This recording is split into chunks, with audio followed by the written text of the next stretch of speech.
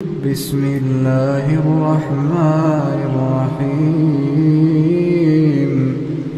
ألف لام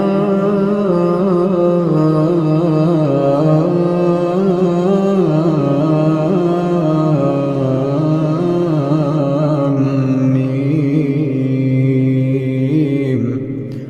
الله لا إله إلا هو الحي القيوم.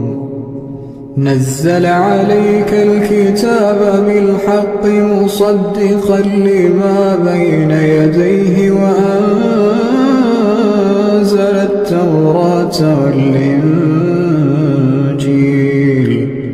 من قبل هدى للناس وأنزل الفرقان. إن الذين كفروا بآيات الله لهم عذاب شديد والله عزيز ذو انتقام. إن الله لا يخفى عليه شيء في الأرض ولا في السماء.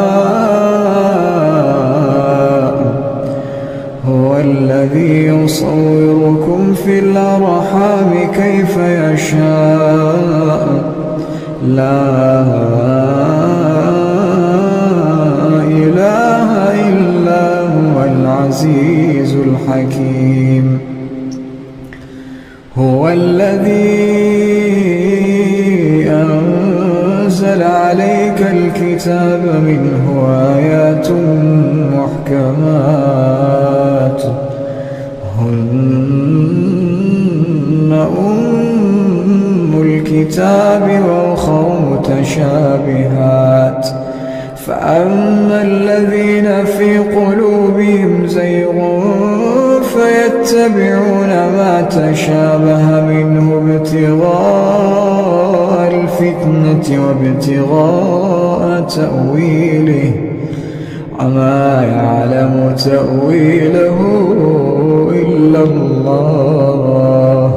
والراسخون في العلم يقولون آمنا به كل من عند ربنا وما يذكر إلا أولو الألباب.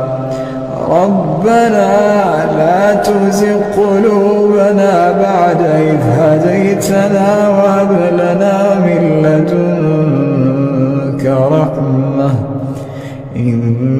إنك أنت الوهاب. ربنا إنك جامع الناس ليوم لا ريب فيه إن الله لا يخلف الميعاد. إن الذين كفروا لن تغني عنهم أموالهم ولا أولادهم من الله شيئا وأولئك هم وقود النار. كدأب آل فرعون والذين من قبلهم كذبوا بآياتنا فأخذهم الله بذنوبهم والله شديد العقاب. قل للذين كفروا ستغلبون وتحشرون إلى جهنم وبئس المهاد. قد كان لكم آية في فئتين التقتا فئة تقاتل في سبيل الله وأخرى كافرة يرونهم مثليهم رأي العين والله يؤيد بنصره من يشاء. إن في ذلك لعبرة لأولي الأبصار. زين للناس حب الشهوات من النساء والبنين والقناطير المقنطرة من الذهب والفضة والخيل المسومة والأنعام والحرث ذلك متاع الحياة الدنيا